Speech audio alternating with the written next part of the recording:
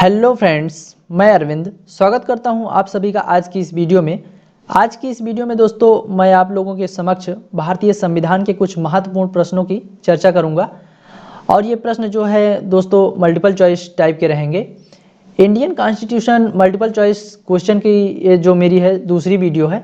मैंने ऑलरेडी एक वीडियो उद्देशिका से जो प्रश्न बनते थे महत्वपूर्ण उसकी मैंने एक वीडियो बना दी है। ये मेरी दूसरी वीडियो है और इसमें जो है भाग एक भारतीय संविधान का जो भाग एक है उससे जो महत्वपूर्ण प्रश्न बनते हैं उसकी चर्चा इस वीडियो में करूंगा। हो सकता है कि कुछ प्रश्न उद्देशिका से भी हों। दोस्तों मेरी कोशिश रहेगी कि मैं आप लोगों के लिए सीक्वेंस वाइज जो है वीडियो लेकर आऊं। सीक्वेंस वाइज का मतलब है जो दोस्तों मैंने उद्देशिका पर वीडियो बनाया और उसके बाद भाग एक से जो महत्वपूर्ण प्रश्न बनते हैं उसकी मैंने वीडियो बनाई। अब दोस्तों जो है सिटीजनशिप नागरिकता से जो भी प्रश्न बनेंगे महत्वपूर्ण उसकी चर्चा करूंगा। उसके बाद जो दोस्तों भाग तीन फंडामेंटल राइट्स है उसकी चर्चा करूंगा, उससे जो महत्वपूर्ण प्रश्न बनते हैं। उसके बाद जो डीपीएसपी है राज्य के नीति निर्देशक तत्व तो उससे जो प्रश्न बनते हैं उसकी चर्चा करूंगा। इसी क्रम से मैं जो है दोस्तों आप लोगों के लिए वीडियो लेकर आता रहूँगा। दोस्तों सीक्वेंस वाइज पढ़ने से लाभ यह होता है कि समझने और याद करने में थोड़ा आसानी होती है। तो दोस्तों वीडियो को स्टार्ट करते हैं और इस वीडियो में जो है भाग एक यानी कि अनुच्छेद 1 से 5 के अंतर्गत जो है जो भी महत्वपूर्ण प्रश्न बनते हैं उसकी चर्चा इस वीडियो में मैं करूंगा। हो सकता है कि उद्देशिका से भी रिलेटेड कुछ क्वेश्चन मिल जाए। तो वीडियो को स्टार्ट करते हैं। दोस्तों प्रस्तावना से रिलेटेड हमने कुछ प्रश्न बनाए थे तो इसकी नंबरिंग जो है उसी क्रम में हुई है। तो इसका जो सीरियल नंबर है 18 है। आप इसे पहला प्रश्न समझ सकते हैं। तो पहला प्रश्न है निम्नलिखित में से कौन एक भारतीय संविधान के उद्देश्यों को प्रतिबिंबित करता है। प्रतिबिंबित करने से तात्पर्य है कि संविधान की जो है संपूर्ण झलक उसमें दिखती हो।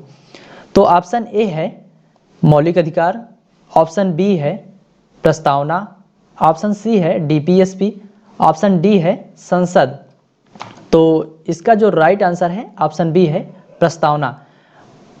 जो भारतीय संविधान है उसकी जो संपूर्ण झलक है वो प्रस्तावना में दिखाई देती है। तो अगला प्रश्न देखते हैं। अगला प्रश्न है भारतीय संविधान की अनुसूचियों में से कौन सी एक राज्यों के नामों की सूची तथा उसके राज्य क्षेत्रों का ब्यौरा देती है। तो ऑप्शन ए है पहली अनुसूची, ऑप्शन बी है दूसरी अनुसूची, ऑप्शन सी है तीसरी अनुसूची, ऑप्शन डी है चौथी अनुसूची। तो इसका राइट आंसर होगा ऑप्शन ए पहली अनुसूची। पहली अनुसूची में ही जो राज्यों के नाम हैं और उसके राज्य क्षेत्र जो हैं उसमें निर्दिष्ट किए गए हैं, विनिर्दिष्ट किए गए हैं। तो अगला प्रश्न देखते हैं। अगला प्रश्न है भारतीय संविधान के प्रथम अनुच्छेद के अनुसार भारत है। तो ऑप्शन ए है राज्यों का समूह, ऑप्शन बी है राज्यों का फेडरेशन, ऑप्शन सी है राज्यों का कन्फेडरेशन, ऑप्शन डी है राज्यों का यूनियन। तो इसका जो राइट आंसर है राज्यों का यूनियन। प्रथम जो पहला अनुच्छेद है उसमें कहा गया है कि भारत राज्यों का संघ होगा। संघ मीन्स यहाँ यूनियन होगा और फेडरेशन का मतलब भी होता है जो संघ होता है। तो इसीलिए मैंने इंग्लिश वाले शब्द यूज किए हैं ताकि कन्फ्यूजन ना हो। तो भारत जो है राज्यों का यूनियन है, याद रखना इसको। अगला प्रश्न देखते हैं। अगला प्रश्न है भारतीय संविधान के अंतर्गत किसी राज्य को मिलाने तथा राज्यों की सीमाओं में परिवर्तन करने की शक्ति किसे प्राप्त है। तो ऑप्शन ए है राष्ट्रपति, ऑप्शन बी है संसद, ऑप्शन सी है लोकसभा, ऑप्शन डी है सर्वोच्च न्यायालय। तो इसका जो राइट आंसर है संसद है। संसद को यह पावर दी गई है कि दो राज्यों को आपस में मिला सकती है और एक राज्य को दो भागों में जो है बांट सकती है, उसका नामकरण भी अलग अलग कर सकती है। तो संसद को यह पावर दी गई है। तो अगला प्रश्न देखते हैं। अगला प्रश्न है सिक्किम एक नया राज्य बना। तो सिक्किम एक नया राज्य बना किस संविधान संशोधन द्वारा। तो ऑप्शन ए है 30वां संविधान संशोधन, ऑप्शन बी है 34वां संविधान संशोधन, ऑप्शन सी है 35वां संविधान संशोधन, ऑप्शन डी है 36वां संविधान संशोधन।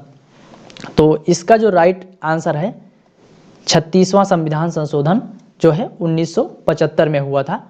36वें संविधान संशोधन द्वारा जो है सिक्किम को 22वां राज्य का दर्जा दिया गया। इसके पहले भारत में जो है 21 राज्य थे और जब सिक्किम को नया राज्य बनाया गया तब टोटल राज्यों की संख्या जो है टोटल 22 हो गई। तो 36वां संविधान संशोधन याद रखना। 35वां संविधान संशोधन द्वारा जो है सिक्किम को सह राज्य बनाया गया था, लेकिन पूर्ण राज्य का दर्जा जो है 36वां संविधान संशोधन द्वारा दिया गया। तो अगला प्रश्न देखते हैं। अगला प्रश्न है भाषाई आधार पर सर्वप्रथम किस राज्य का गठन हुआ, यानी कि भाषा के आधार पर किस राज्य का गठन किया गया। तो ऑप्शन ए है राजस्थान, ऑप्शन बी है आंध्र प्रदेश, ऑप्शन सी है मध्य प्रदेश, ऑप्शन सी है और डी है कर्नाटक। तो इसका जो राइट आंसर है आंध्र प्रदेश। भाषाई आधार पर जो है सर्वप्रथम आंध्र प्रदेश का गठन किया गया, इसको याद रखना। अगला प्रश्न देखते हैं। अगला प्रश्न है भारत में संघ राज्यों पर किसका शासन होता है। संघ राज्य मीन्स है यहाँ पर केंद्र शासित प्रदेश से, यूनियन टेरेटरी से। तो भारत में जो है संघ राज्यों पर किसका शासन होता है, तो इसका ऑप्शन ए है राष्ट्रपति, ऑप्शन बी है प्रधानमंत्री, ऑप्शन सी है प्रशासक, ऑप्शन डी है उपराज्यपाल। तो इसका जो राइट आंसर है राष्ट्रपति। जो केंद्र शासित प्रदेश होते हैं उस पर जो है शासन राष्ट्रपति का होता है, तो इसको याद रखना। अगला प्रश्न देखते हैं। अगला प्रश्न है 15 अगस्त 1947 के बाद भारत का कौन सा भाग पुर्तगाल के अधीन बना रहा। 15 अगस्त 1947 के बाद भारत का कौन सा भाग पुर्तगाल के अधीन बना रहा, यानी कि उस पर पुर्तगालियों का शासन था। तो ऑप्शन ए है गोवा, ऑप्शन बी है सिक्किम, ऑप्शन सी है पांडिचेरी, ऑप्शन डी है अंडमान व निकोबार। तो इसका जो राइट आंसर है गोवा। 15 अगस्त 1947 को भारत आज़ाद हो गया, लेकिन गोवा जो है यह पुर्तगालियों के अधीन जो है बना रहा। तो अगला प्रश्न देखते हैं। अगला प्रश्न है आंध्र प्रदेश एक भाषाई राज्य के रूप में गठित किया गया, यानी कि आंध्र प्रदेश जो है भाषा के आधार पर इसका सबसे पहले गठन हुआ था। तो इसका जो है गठन कब किया गया था, तो ऑप्शन ए है 1950, ऑप्शन बी है 1953, ऑप्शन सी है 1956, ऑप्शन डी है 1961। तो इसका जो राइट आंसर होगा 1953 होगा। 1 अक्टूबर 1953 को जो है आंध्र प्रदेश का जो है भाषाई आधार पर मतलब गठन किया गया। अगला प्रश्न देखते हैं। अगला प्रश्न है भाषाई आधार पर राज्यों का पुनर्गठन कब किया गया।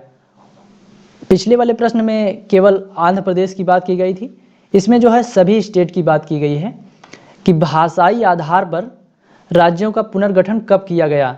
तो ऑप्शन ए है 1956, ऑप्शन बी है 1960, ऑप्शन सी है 1961, ऑप्शन डी है 1965।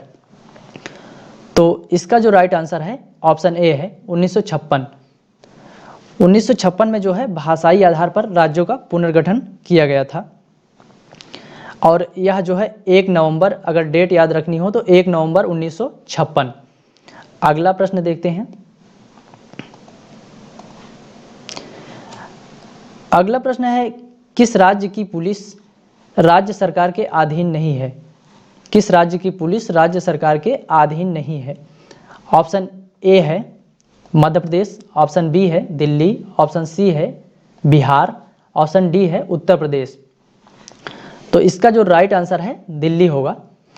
आप लोग सोच रहे होंगे कि दिल्ली एक केंद्र शासित प्रदेश है या राज्य कहाँ है, लेकिन क्वेश्चन को जो है आप लोगों को भ्रमित करने के लिए क्वेश्चन इसी प्रकार से दिया जाता है, तो इसको याद रखना। अगला प्रश्न देखते हैं। 29 नंबर प्रश्न है जम्मू एवं कश्मीर भारत का अभिन्न अंग कब बना।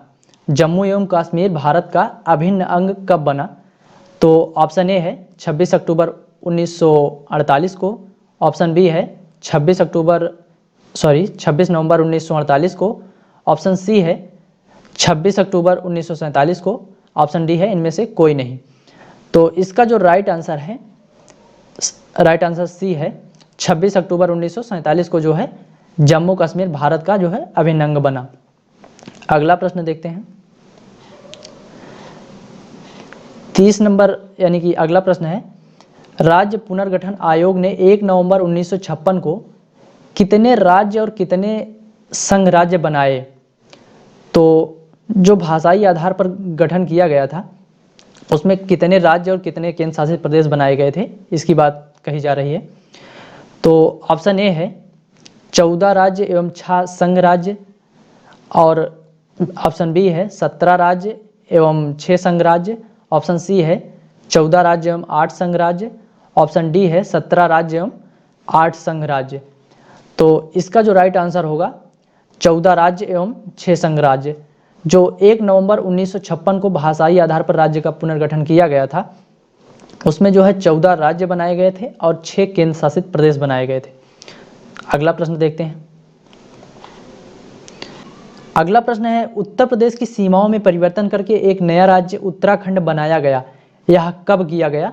तो ऑप्शन ए है 1 नवंबर 2000, ऑप्शन बी है 9 नवंबर 2000, ऑप्शन सी है 15 नवंबर 2000, ऑप्शन डी है इनमें से कोई नहीं।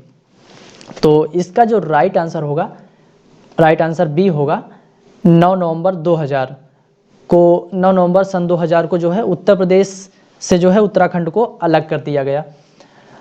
तो दोस्तों वीडियो यहीं समाप्त करते हैं, और वीडियो कैसी लगी कमेंट बॉक्स में ज़रूर बताना, और वीडियो अच्छी लगी हो तो दोस्तों के पास भी शेयर कर देना, और नए हो तो चैनल पर सब्सक्राइब कर लेना। मिलते हैं एक नई वीडियो के साथ।